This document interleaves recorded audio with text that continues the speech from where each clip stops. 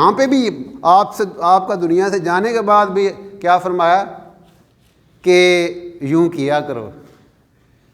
اور اللہ اپنے نبی علیہ السلام کے روضہ مبارک کی حفاظت کرتا ہے، اور آپ کے ساتھ جو تشریف فرمایا ابو بکر اور عمر رضی اللہ تعالیٰ عنہ، ان کی بھی حفاظت کرتا ہے. ایک کتاب میں نے واقعہ پڑھا، کسی زمانے میں کچھ لوگوں نے جو اس وقت کا مدینے کے کوئی منتظم تھے، گورنر تھے، ان کو کوئی رشوت وغیرہ دے کے پلاننگ کی کہ یہ ان کی جو ہے ایک تو واقعہ مشہور ہے، آپ نے سنا ہوا ہے کہ حضور صلی اللہ علیہ وسلم یہودیوں نے منصوبہ بنایا تھا کہ آپ علیہ الصلوۃ والسلام کی جو میت ہے اس کو یہاں سے نکال لیا جائے. تو 2 بندے انہوں نے ڈپیوٹ کیے، اور وہ آ کے وہاں پہ بزرگوں کے روپ میں وہاں پہ آ کے بیٹھ گئے. رات کو وہ سرنگ انہوں نے کھود لی اور وہاں سے مٹی نکالتے، اور رات کو ہی وہ باہر جنت البقیع کے اندر جا کے پھینک آتے. اب یہ سلسلہ، اور بڑے وہ سخی تھے، لوگوں میں خیرات بھی بڑی کرتے تھے، اور لوگوں میں بڑا ان کی بلے بلے بھی تھی کہ یار بڑے سخی ہیں، سارا دن لوکاں جناب نمازاں پڑھتے ہیں، ذکر کرتے ہیں، درود پاک پڑھتے ہیں، تو لوکاں نوں مطلب پیسے بھی بڑے ونڈتے ہیں، تو بڑے چنگے بندے نے. تو نور الدین زنگی رحمۃ اللہ علیہ، ان کو خواب آئی، اللہ کے رسول صلی اللہ علیہ وسلم آپ نور الدین زنگی رحمۃ اللہ علیہ کو خواب میں ملے اور فرمایا کہ یہ 2 لوگ مجھے تنگ کر رہے ہیں. وہ جو حلیہ ہے وہ خواب میں دکھایا گیا. تو اٹھ کے بیٹھے، پھر سوئے، پھر خواب آئی. تو پھر انہوں نے مشورہ کے بعد وہ چونکہ پورے مسلم ورلڈ کے اس وقت امیر تھے، ٹھیک ہے نا، تو وہاں سے وہ نکلے اور جا کے وہاں پہ لوگوں کو سارے لوگوں کو اکٹھا کیا، سارے لوگوں کی دعوت کی. مدینہ اس وقت چھوٹا سا مدینہ ہوتا تھا، آبادی ابھی تو بہت بڑا شہر بن گیا ہے نا، ابھی 8-9 لاکھ اب اس کی آبادی ہے مدینہ منورہ کی.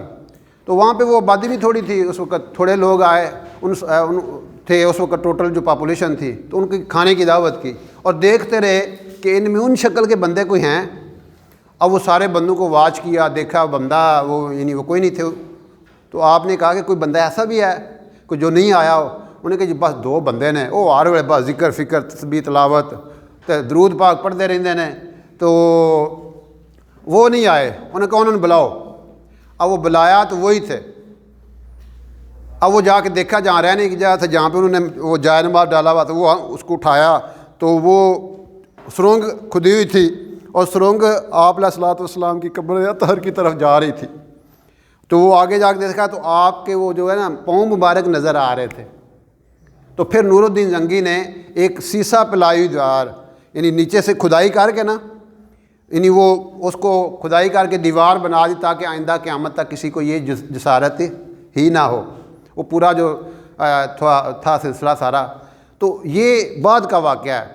کچھ لوگوں نے اس وقت کے گورنر کو رشوت دی کہ ہم حضرت ابو بکر صدیق رضی اللہ عنہ کی قبر اور عمر رضی اللہ تعالیٰ عنہ کی جو قبر سے ان کے میت کو نکالنا چاہتے ہیں. تو وہ جو اس وقت مسجد نبوی کا جو رات کو ڈیوٹی ہوتی تھی، تو اس کو انہوں نے کہا کہ ایسے ایسے بندے 30-40 آئیں گے، تو ان کو تم نے کچھ نہیں کہنا، جو مرضی کرتے رہے. اب وہ بیچارہ پریشان، اس نے دیکھا بندے آئے، باب سلام سے داخل ہوئے. تو باب سلام وہ دروازہ ہے جہاں سے لوگ آپ علیہ الصلوۃ والسلام پہ صلوۃ والسلام پڑھنے کے لیے داخل ہوتے ہیں، اس کو باب سلام کہتے ہیں. تو کہتا ہے کہ میں رو رہا تھا، یہ دعائیں مانگ رہا تھا، یا اللہ یہ کیا ہونے والا ہے. ان کے ہاتھوں میں کیاں اور کدال اور وہ جو زمین کھودنے والے سارے آلات ہوتے ہیں وہ سارے تھے. تو اب میں دعائیں مانگ رہا ہوں، میں نے ایک دم کیا دیکھا کہ زمین پھٹی، اور وہ سارے کے سارے 40-50 بندے جو تھے وہ اندر، اور پھر وہ لیول ہو گیا. تو وہ صبح جب ہوئی تو وہ مجھے پوچھتا ہے کہ کیا معاملہ ہوا. جب وہ کافی دیر تک نہ آئے لوگ، ظاہر ہے جنہیں بھیجیا سی انہیں رپورٹ بھی تو لینی سی نا، وہ آئے کیوں نہیں بندے. تو وہ اس نے جا کے بتایا، گورنر نے اس کو بلایا کہ کیا بات ہوئی، صحیح بات بتاؤ. انہوں نے کہا جناب ہے گل ہوئی جے. اب اس نے اس کو تھریٹ کیا، دھمکی دی کہ تم نے کسی کو بتانا نہیں ہے. تو اللہ اپنے بندوں کی ایسے حفاظت کرتے ہیں.